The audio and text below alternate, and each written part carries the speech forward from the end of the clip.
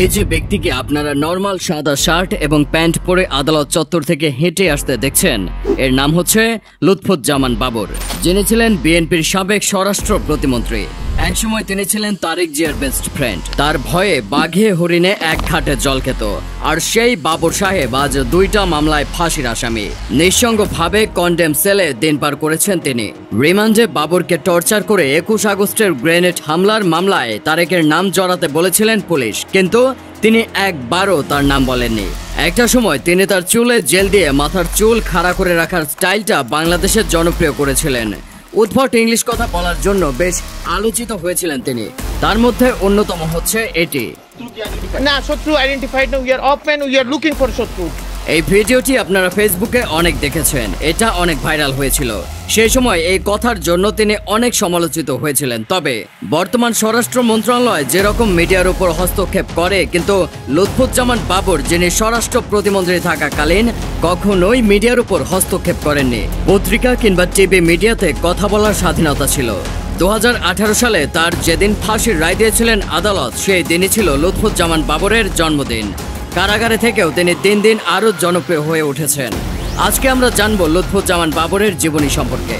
লুৎফুজ্জামান বাবর জন্মগ্রহণ করেন 1958 সালের 10 অক্টোবর নেত্রকোনা জেলার মদন উপজেলায়। তার শৈশব কাটে ঢাকার মগবাজার এলাকায়। তার পিতা একে লুৎফুর রহমান, তিনি ছিলেন মূলত একজন সাবেক পুলিশ কর্মকর্তা। মা জুবাইদুর রহমান ছিলেন একজন গৃহিণী। 4 ভাই ও 3 বোনের মধ্যে লুৎফুজ্জামান বাবর ছিলেন তৃতীয়। যতদূর শোনা যাচ্ছে তিনি ছোটবেলা থেকেই একটু ক্যাডার টাইপের ছিলেন, যার ফলে তিনি নাকি ম্যাট্রিক পাসও করতে পারেননি। আবার অনেকে বলে তিনি নাকি ইন্টারমিডিয়েট পর্যন্ত পড়াশোনা করেছেন। সে সময় তিনি গঠন করেছিলেন নিজস্ব একটি ব্যান্ড গানের গ্রুপ। কথিত আছে যে লুৎফুজ্জামান বাবর 1980-র দশকে ঢাকা বিমানবন্দর কেন্দ্রিক ব্যবসা শুরু করেছিলেন। অভিযোগ রয়েছে তিনি 1980 সালে প্রেসিডেন্ট হোসেন মোহাম্মদ এরশাদ থাকাকালীন অবস্থায় ক্যাসিও ব্র্যান্ডের ঘড়ি পাচার করত। এরকম অভিযোগ শোনা গেলেও তার ঘনিষ্ঠদের দাবি তিনি কখনোই বিমানবন্দর কেন্দ্রিক ব্যবসায় জড়িত ছিলেন না। লুৎফুজ্জামান বাবর 1991 সালে 5ম জাতীয় সংসদ জাতীয় নির্বাচনে স্বতন্ত্র প্রার্থী হিসেবে আনারস প্রতীক নিয়ে নেত্রকোনা 4 আসন থেকে সংসদ সদস্য নির্বাচিত হয়েছিল। 1992 সালে তিনি বিয়ে করেন তাহমিনা জামান শ্রাবণীকে। এই দম্পতির বর্তমানে একটি পুত্র এবং একটি কন্যা সন্তান রয়েছে। এরপর 15ই ফেব্রুয়ারি 1996 সালের 6ষ্ঠ এবং 2021 সালের 8ম জাতীয় সংসদ নির্বাচনে বাংলাদেশের জাতীয়তাবাদী দলের প্রার্থী হিসেবে নেত্রকোনা 4 আসন থেকে সংসদ সদস্য নির্বাচিত হন। ধীরে ধীরে তার তারেক জিয়ার সাথে গভীর বন্ধুত্ব হতে শুরু করে, ফলে অল্প সময়ে বাংলাদেশের স্বরাষ্ট্র প্রতিমন্ত্রী হন। ধীরে ধীরে খালেদা জিয়ার ভরসার প্রতীক হয়ে ওঠেন তিনি। টেকনাফ থেকে তেঁতুলিয়া পর্যন্ত তার জনপ্রিয়তা ছিল তুঙ্গে। তার সময় অনেক কিছুই ভুলে যাওয়ার কথা না। চলনে বলনে তিনি ছিলেন আলাদা। বাংলাদেশ র্যাব বাহিনীর প্রতিষ্ঠাতা হিসেবেও তার নাম আছে। যাই হোক, দীর্ঘদিন পর আবারও আলোচনা এসেছে লুৎফুজ্জামান বাবর। লুৎফুজ্জামান বাবরের বিরুদ্ধে সবচেয়ে বড় অভিযোগ হচ্ছে ভারতের 7 সিস্টার নামে পরিচিত 7টি রাজ্যের বিদ্রোহী দল গঠন করে ভারতকে অস্থিতিশীল করার প্রচেষ্টা। এমনকি চীন ও পাকিস্তান মিলে ভারতের যতটা ক্ষতি করতে পারেনি, তিনি একাই তার চেয়ে বেশি ক্ষতি করার চেষ্টা করেছিলেন। একসময়ের জাতীয়তাবাদী দলের প্রভাবশালী স্বরাষ্ট্র প্রতিমন্ত্রী লুৎফুজ্জামান বাবর 17 বছর কারাগারে রয়েছে। তাকে সর্বশেষ জনসম্মুখে দেখা গিয়েছিল 2021 সালের অক্টোবরে দুদকের একটি মামলায়। আদালতে হাজিরা দেওয়ার সময় তাকে দেখা গিয়েছিল। এখন তিনি কেরানীগঞ্জের ঢাকা কেন্দ্রীয় কারাগারে রয়েছেন। ফাঁসির রায়ের চূড়ান্ত নিষ্পত্তির সময় গুনছেন।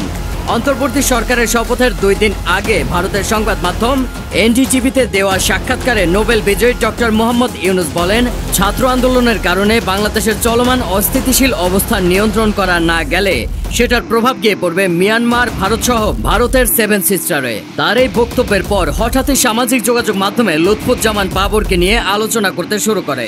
ডক্টর ইউনুস যে 7 সিস্টারের কথা বলেন সেটা আসলে কি? কেনই বা বাংলাদেশে অস্থিরতা তৈরি হলে 7 সিস্টারে তার প্রভাব পড়বে? চলুন তার বিস্তারিত জেনে নেওয়া যাক। ভারতের অরুণাচল প্রদেশ, আসাম, ত্রিপুরা, নাগাল্যান্ড, মণিপুর, মিজোরাম ও মেঘালয়, এই 7টি রাজ্যকে একত্রে 7 সিস্টার বলা হয়ে থাকে। অনেকে মনে করেন লুৎফুজ্জামান বাবর ভারতের সরকারের কাছে একটা আতঙ্কের নাম। লুৎফুজ্জামান বাবর সেভেন সিস্টার্সকে বিদ্রোহী দল বানিয়ে ভারতকে অস্থিতিশীল করতে চেয়েছিলেন। 2004 সালে তিনি 10 ট্রাক ভর্তি অস্ত্র, গোলাবারুদ, রকেট লঞ্চার ইত্যাদি ভারতে পাঠাতে চেয়েছিল। তখন তারা নিজেদের দেশে গৃহযুদ্ধে অবতীর্ণ ছিল। অরুণাচল প্রদেশ, আসাম, ত্রিপুরা, নাগাল্যান্ড, মণিপুর, মিজোরাম ও মেঘালয়কে মূল ভারত থেকে আলাদা করতে চেয়েছিল তিনি। আর সেখানে আন্দোলনকারীদের 10 ট্রাক অস্ত্র সরবরাহ করতে চেয়েছিলেন এই বাবর, কিন্তু শেষ পর্যন্ত তা করতে পারেননি। সে সময় যদি এই অস্ত্রগুলো ভারতে প্রবেশ করত, তাহলে ভারতের পরিস্থিতি কেমন হতো তা ভাবতে গা শিউরে ওঠে। তিনি ছিলেন এমন একজন ব্যক্তিত্ব যিনি ভারতকে হুমকি দিয়েছিলেন। তখন বাংলাদেশের কেউই এই সাহস দেখায়নি, এমনকি এখন পর্যন্ত বাংলাদেশের এমন সাহস কারোরই হয়নি। 10 ট্রাক অস্ত্র মামলাটি হয়তো অনেকেই ভুলে গেছেন, কিন্তু সেই সময়ে উদ্ধারকৃত অস্ত্রের আনুমানিক মূল্য ছিল প্রায় 27,000 কোটি টাকা। অনেকেই মনে করেন যে সময় তিনি স্বরাষ্ট্রমন্ত্রী ছিলেন এবং এই অস্ত্রগুলো যদি ভারতে ঢুকতো, তাহলে আজকে ভারতের সেভেন সিস্টার হয়তো অক্ষতই থাকতো না। ভারত তখন নিজেদের নিরাপত্তা নিয়ে এতটাই ব্যস্ত হয়ে পড়ে যে আমাদের দেশের অভ্যন্তরীণ বিষয়ে হস্তক্ষেপ করার সময় পেত না।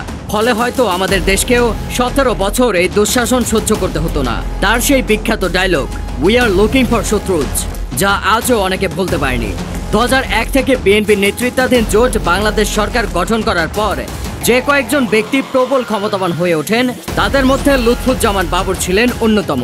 3 অক্টোবর 2010 সালে 10 ট্রাক অস্ত্র মামলায় অ্যারেস্ট করা হয় বাবরকে। এই মামলায় তাকে মৃত্যুদণ্ড দেওয়া হয়।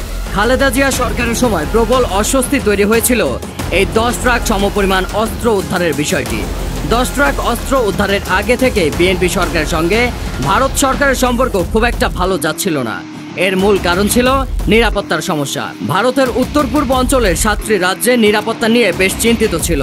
ভারতের অভিযোগ ছিল দেশটির উত্তর পূর্বাঞ্চলে বিদ্রোহী গোষ্ঠীগুলোকে উস্কানি দিচ্ছে বিএনপি সরকার। এরকম অবস্থায় 10 ট্রাক অস্ত্র ধরা পড়ে। প্রিয় দর্শক, এটাই ছিল মূলত লুৎফুজ্জামান বাবরের জীবনের মূল কাহিনী।